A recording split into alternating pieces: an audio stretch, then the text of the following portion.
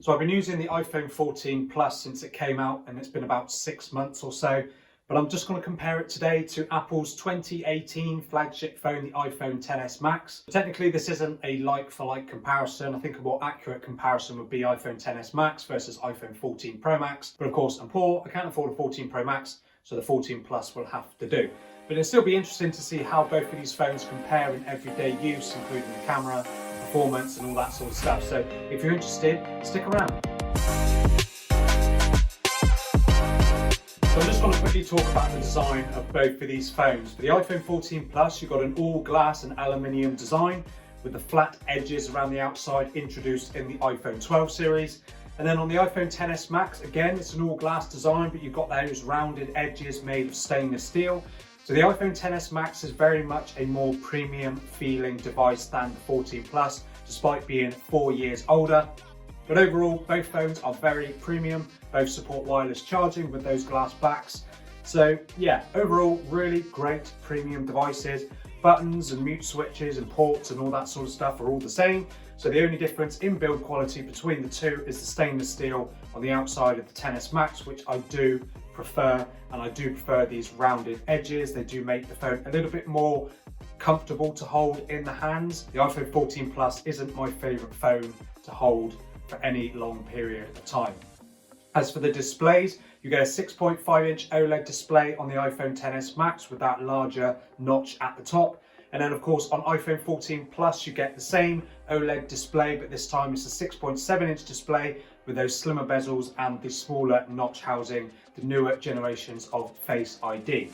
So overall, the displays are really great on both phones. They're tack sharp, they're really color accurate, and they've got good outdoor visibility. Of course, the 14 Plus is going to be a brighter display in general, but the iPhone XS Max is still plenty bright enough outside. I've not had any issues with sunlight legibility or anything like that.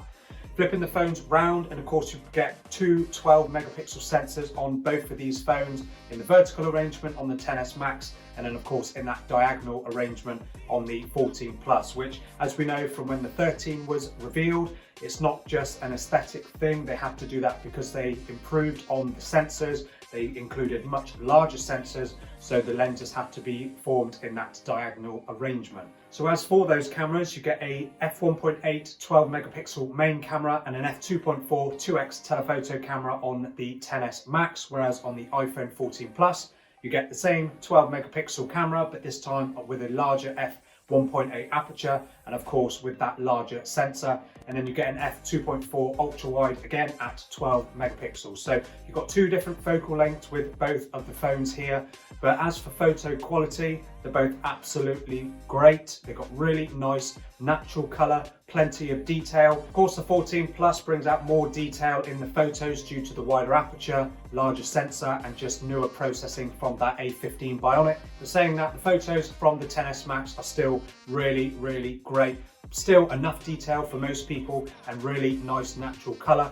The colors are a little bit more saturated on the 14 Plus, which I do actually prefer a little bit. When you put them side by side, you do notice the difference. But if you were just looking at photos from the XS Max, you probably would be happy with the photos coming from this phone. Photos from the 2x telephoto camera are great as well, especially when you give it plenty of light. The smaller f2.4 aperture means that lower light photography with that telephoto camera is going to be a little bit more difficult, especially as the XS Max doesn't support night mode, whereas the ultra wide on the 14 Plus is still really great, again in great conditions. Again, lower light situations, it does struggle as well with that f2.4 aperture, but it is a bigger and better sensor, so you do get slightly better results than what you get on the equivalent zoom camera of the XS Max. But of course, night mode is supported on both the main and the ultra wide sensor of the iPhone 14 Plus. So overall, you're going to get better low light photography in general from the iPhone 14 Plus. And of course, both phones support 4K video, optically stabilized on both phones. And of course, the iPhone 14 Plus has that newer cinematic mode that was introduced last year on the iPhone 13s, which of course makes it a really great tool for professional videography and that sort of stuff, which is mainly the reason that I use it for the majority of my videos on YouTube. So overall, the cameras on both of these phones are really great, and that does repeat itself for the selfie cameras as well. A 7 megapixel camera on the XS Max and a 12 megapixel sensor on the iPhone 14 Plus. Both natural, great looking photos, natural skin tones, plenty of detail, and great subject separation in portrait mode as well. So not much to complain with regards to either of the selfie cameras, but I do find that when I initially got my 14 Plus, I did find that the focus was an issue on the selfie camera, even when I was holding the phone at a pretty sensible distance from my face trying to take selfies. It just wouldn't focus on my face at all, but luckily that seems to have been fixed in the last couple of months, so no problems there. And I've also found that the focus distance from the main camera isn't quite as close as what I actually found on my 11 Pro Max that I had before this, and even on the XS Max. I can get a little bit closer with the XS Max with it being allowed to focus. So it's a bit of a strange thing, and of course macro mode isn't supported on this 14 Plus. And then of course you've got performance from both of these phones. You've got the A15 Bionic processor that was found in the iPhone 13 Pros from last year, and then the A12 Bionic found in the iPhone XS Max. 7nm architecture on the A12 Bionic, and then a newer 5nm fabrication on the A15 in the iPhone 14 Plus. So you get more power efficiency, and just general better performance, of course, on the iPhone 14 Plus. But having said that, the performance on the iPhone XS Max has been absolutely flawless. I've had no issues of anything closing, no stutters or anything like that. It's as smooth as what I remember using it last year, so I can't really complain at all. They're both running iOS 16.4, so they're both fully up to date. It's possible that the iPhone XS Max might be dropped from the update list, as the iPhone 10, I believe, is going to be dropped this year. It's not going to get iOS 17, so it may well be that the XS Max is going to be dropped off next year. But of course the 14 Plus is going to be around for the next 5 or 6 years with updates, so you're going to have no problems there. And of course the battery life on the iPhone 14 Plus is considerably better than the iPhone XS Max. You get a large 4300 or so milliamp hour battery found on the iPhone 14 Plus, and then a considerably smaller 3174 milliamp hour battery on the iPhone XS Max. Now, don't get me wrong, the XS Max still gets me through a day of mild to moderate use without much of an issue. I end the day with about 20% left with a few hours of screen on time.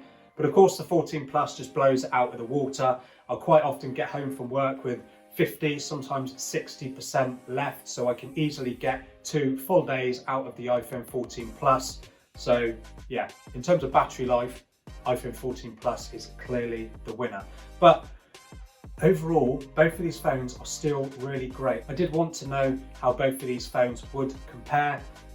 They're both really great. They're both super premium. I think, like I said, the XS Max is a more premium feeling phone, 100% with that stainless steel surround, and it still punches way above its asking price. If you shop around, I'd pick this up for 180 quid. I know in a lot of used phone shops, it's still pushing about 250 to 300 quid.